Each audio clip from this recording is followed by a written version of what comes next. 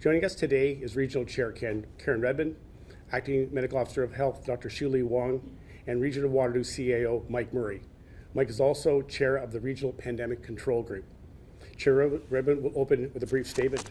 Dr. Wong will follow with an update on local cases and some updated guidance, and Mike Murray will provide an update on the Pandemic Control Group and regional programs. Karen. Good morning. As expected, our local situation continues to evolve and escalate rapidly.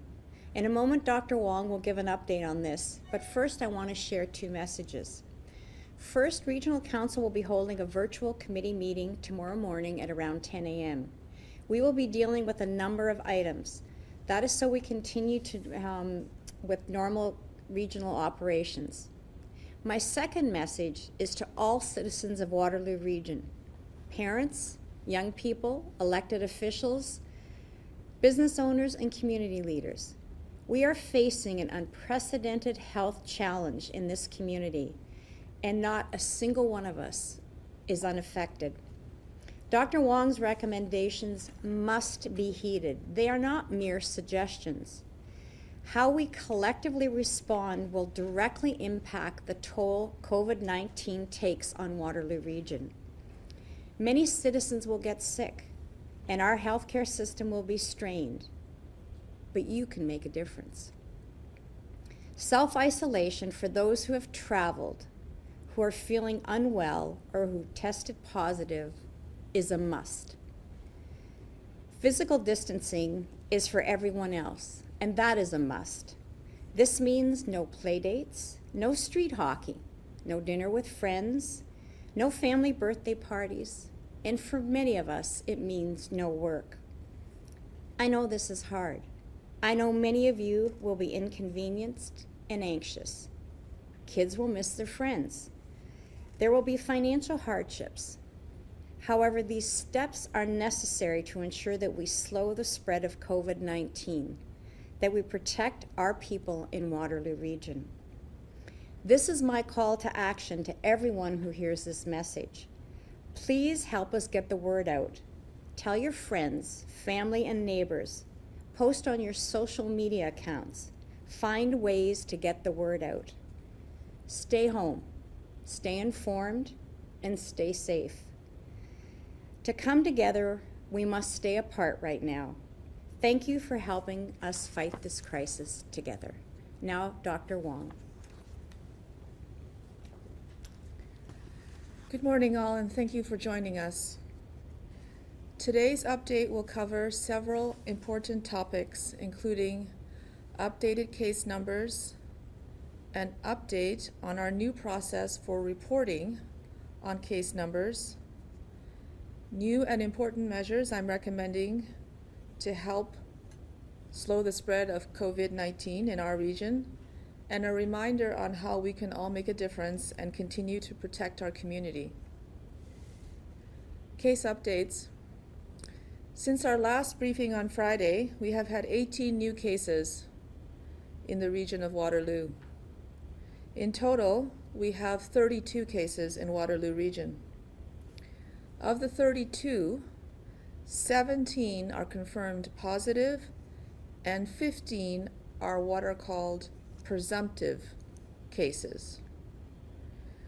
A presumptive positive case is one that is very likely to receive laboratory confirmation in the coming days.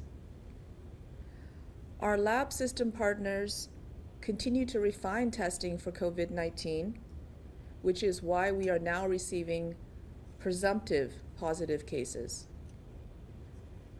Given the high likelihood that these cases will be confirmed in subsequent days, we are actioning all of these presumptives as soon as we receive them. Of the total 32 cases, 8 are currently in hospital. The total number we have tested in Waterloo Region is 984. Of that number, 565 have been confirmed negative. We are waiting on test results for 402 people. 434 individuals are being monitored.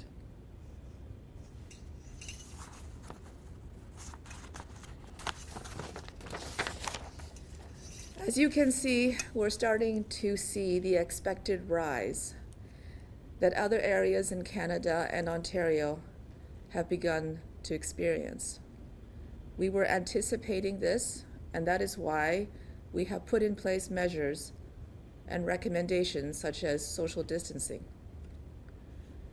Clearly, we are beginning to enter the steeper part of the curve in terms of growing numbers of cases. Part of the reason is because we have done a lot of testing and will continue to do so for groups considered at greatest risk of complications and for those who care for them, such as healthcare workers. So we expect to see numbers continue to rise in the near future. For this reason, we are updating the way that we update cases.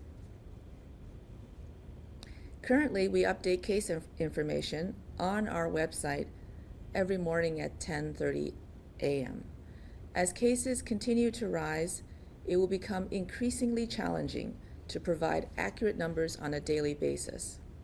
Therefore, we will begin to update numbers every Monday, Wednesday, and Friday at 10:30 a.m. in advance of our scheduled briefings to the public. Again, due to the expected increase in numbers, I will also begin to focus less on providing individual case specifics and more on any significant updates in terms of community impact and overall numbers.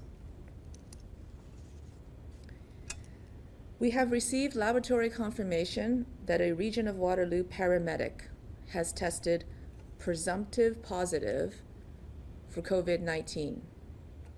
A presumptive positive, as I explained, means we are waiting on confirmatory results. However, Paramedic Services, in consultation with Public Health, has taken action. As a precaution, the paramedic's shift partner is currently in self-isolation and is symptom-free at this time. Region of Waterloo Paramedic Services is following all protocols and is contacting any individuals the staff member may have come into contact with. In addition, Paramedic Services is continuing to ensure that all proper precautions and protocols are in place and are being followed for the safety of patients and staff. We have also identified an isolated case in a residential care setting. The setting, in consultation with Public Health, is putting in place measures to limit potential spread.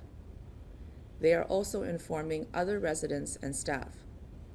At this time, we are not identifying the specific setting as there isn't an impact for the broader community and to allow the setting to focus on putting in place the appropriate measures and notifying their residents and staff. As we receive more cases, we are learning of public places that these cases have visited when they had symptoms, and where we believe there might have been an exposure for other people at these places. While the risk is highest for those who are in close, prolonged contact with the cases, and Public Health is following up directly with these persons, going forward, we will also be posting on our website specifics about these other places, so people can self-identify if they have been at these locations at specific times. For those people who self-identify as having been present at those places and at those times, we ask that they self-monitor for symptoms and will indicate until a specific date. I'm not going to talk about enhanced measures.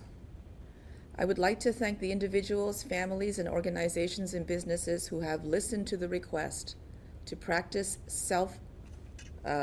social distancing and enabling their patrons and clients to also practice social distancing. We need to continue to reinforce as well as enhance those measures.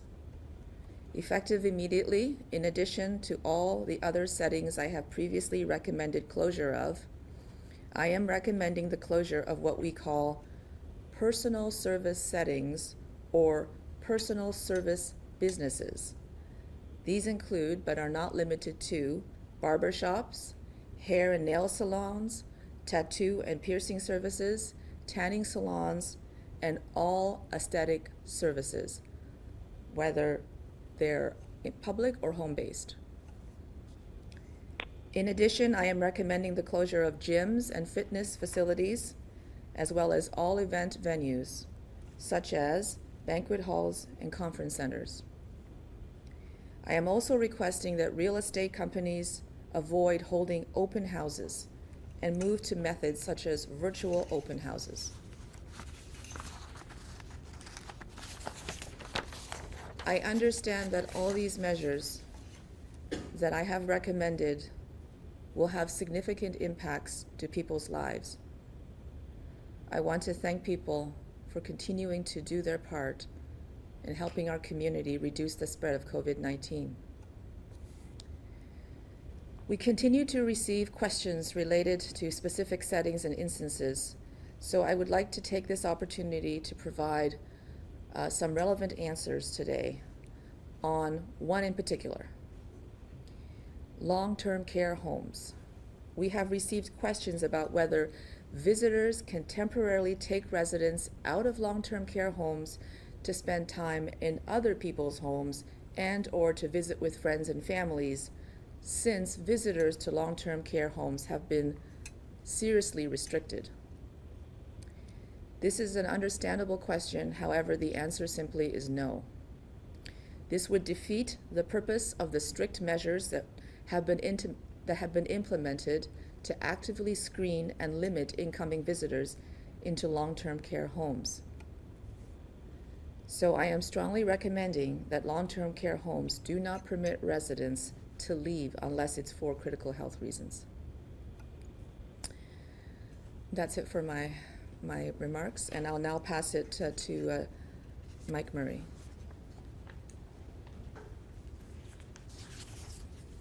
Thank you, Dr. Wong. And I just have a few updates, both in terms of the Regional Pandemic Control Group and some of the related control groups, and one or two things about regional operations.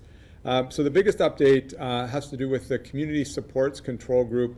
As we talked about on Friday, they have been doing a lot of work to make sure that marginalized and street-involved people in our community aren't disadvantaged through this pandemic. And as we noted on Friday, there's been a lot of work in terms of providing more amenities for people who are experiencing homelessness. So over the weekend, some announcements were made about public washroom spaces being opened up in each of the three cities, in Waterloo, Kitchener, and Cambridge. And many thanks to the area municipalities for their work on that. There's also daytime drop-in space for people experiencing homelessness, and those drop-in spaces have been opened up in Waterloo, Kitchener, and Cambridge as well. Also, there has been work done, and we now have a solution in place for an isolation shelter for people who are experiencing homelessness who may need to be isolated as we work through the pandemic. So we have a specific location that has been set up to deal with that and to make sure that those people are provided with appropriate medical supports. The Food Bank of Waterloo Region has worked with many community partners to create a meal distribution and delivery service for vulnerable people, including people in supportive housing. And ongoing efforts are underway to enhance all of these services, as well as to establish additional emergency shelter and daytime drop-in spaces. So I think this has been phenomenal work by the Community Supports Control Group. That includes regional staff, area municipal staff, and many, many community partners. So I want to thank them for all of their work late last week and over the weekend to put in place these additional supports for the most vulnerable people in our community. So that's one piece. The other piece that there is active work going on has to do with providing child care services for children of healthcare workers and other critical frontline workers. You may have seen reports over the weekend that the province is trying to work with service system managers to make sure that childcare facilities are available for children of healthcare workers and other critical frontline workers. And so we are working actively with the province to try to put those childcare arrangements in place. So that is work that's ongoing as we speak, and we expect that in the next 24 to 48 hours there'll be more information about what those childcare arrangements will be in Waterloo Region. The next thing I want to mention has to do with potential impacts on our wastewater collection and treatment system as a result of some people's activities through the pandemic. And that is more people are flushing more wipes down their toilets. And what we want to emphasize is that toilets are not trash cans. Toilets are designed for human waste and toilet paper, not for anything else. So people who have wipes, disposable wipes, our encouragement is put those in the garbage where they belong, and please, please don't flush those down the toilet. So keep in mind, toilets are not trash cans. So those are quick updates, and I think I'll turn it over to Brian and we'll take questions. Thanks, Mike. Kate from CBC.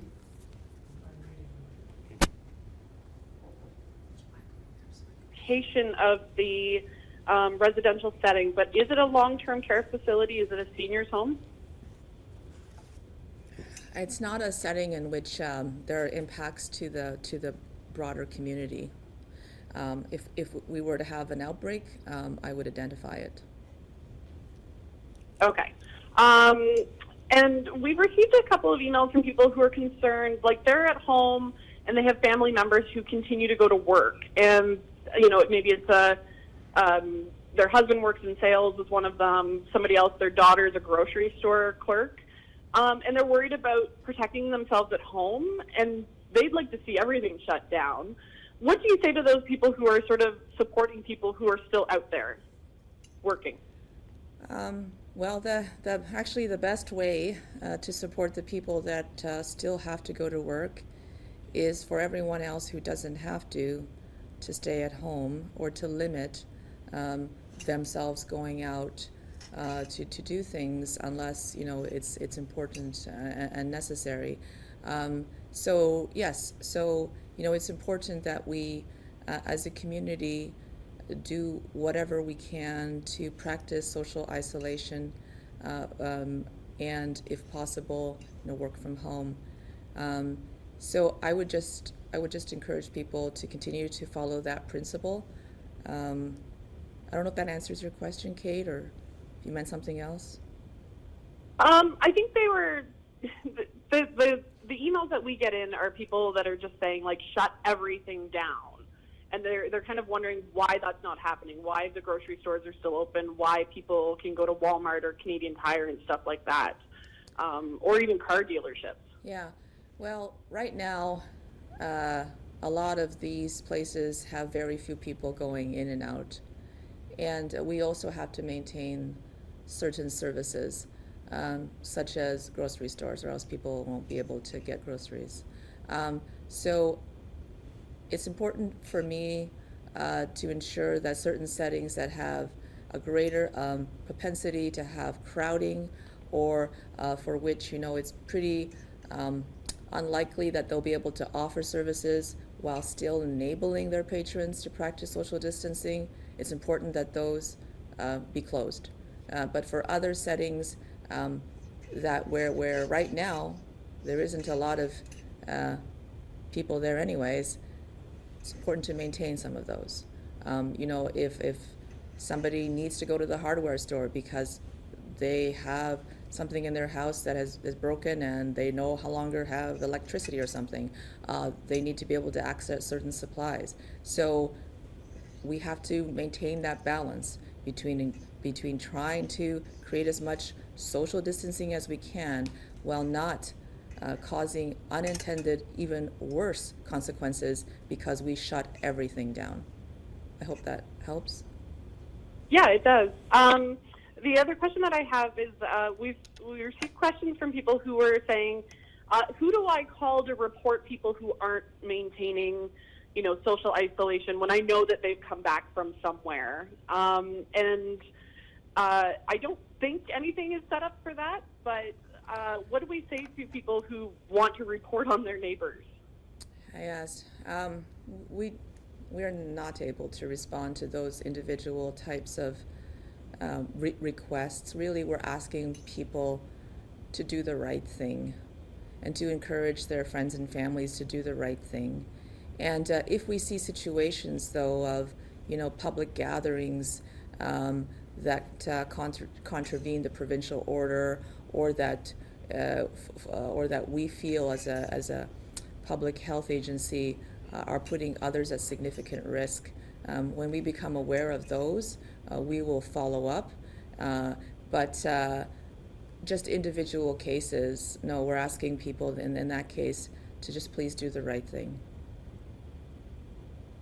Okay, thank you. Those are my questions for now. Thank you. Thanks, Kate. Joanna from the Record. Hi, I just have one question. The new cases today, are any of those related to the potential exposure at St. Mary's Hospital or St. Mary's High School? No. No? Okay. Thank you, Joanna. Thanks. Ben from 570, are you able to join us? I am able to join you right now, yep. Okay, Ben, go ahead. Yes, the only question that comes to mind at the moment is you mentioned plans are in place for an isolation shelter. Do we know where that would be? Yes, we've made arrangements with the Radisson Hotel, Motel, for that to be used for an isolation shelter as and when that's needed.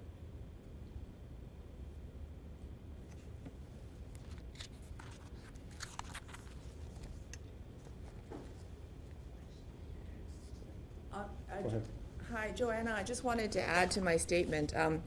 We're giving you the latest case numbers as they're coming in, so I just wanted to clarify that we don't have all the information on all the cases right away. Some of them, we've just got the lab report and we need to follow up with them. So because of that, based on what I know to date, we don't have any linked cases, but if we do, they will be provided as an update going forward. I hope that helps. Yep, that's good. Thank you. Ben, was that your only question? I guess just one question that we kind of also asked last week. For Dr. Wong, how long until we're going to know how well we've been flattening the curve here in the region? Hi there. I don't have a precise answer for that. I just know that a lot of these cases that we're reporting now are due to the exposures that they've had a couple of weeks ago. So we're going to have to see week by week how it evolves.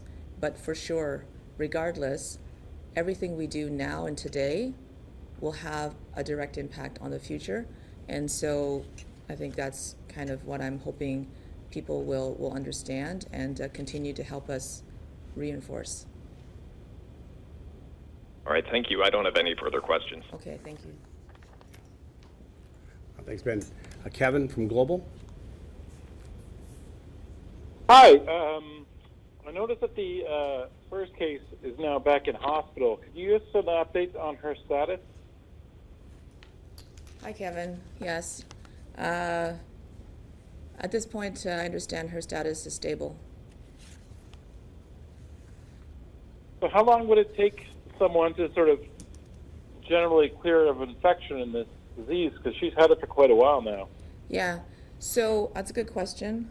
So Ontario overall, Ontario is setting the direction for when someone is quote-unquote cleared or resolved.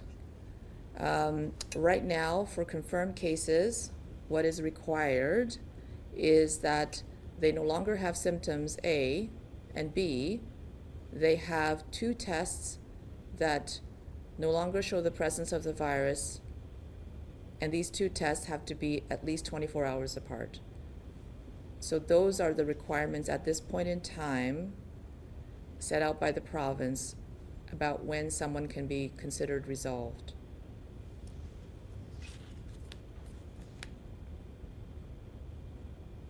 As for the, I noticed there's quite a few people now hospitalized as well. Are they in stable condition, or is there anything else you could tell about their status? With the number of cases that are rising, it's not actually probably possible for me to say at any one time what their conditions are. But what I can say is that they're in hospital. Because it's a... Thank you. Yeah, thanks. That's it for me. Thanks, Kevin. And Dan is here from CTV, and he's asking some questions on behalf of the newsroom, and Shuli, or whoever gets the questions. If you could just repeat a summary of the questions so that that it can be heard on the telecast. Dan? Okay, how many St. Mary's staff and how many GRH staff are self-isolating? I'm sorry, could you... How many staff at GRH and at St. Mary's are self-isolating? The hospital would be able to provide you more precise numbers as they are following up with the contacts in the hospital environment, and we are following up with the contacts in the community environment. And we heard a new term, physical distancing. Yes. Is that what we're going forward with? Is it? I'm still calling it social distancing, but physical distancing sounds good too. And you said you're not going to be updating the numbers as often. Should we? Yes.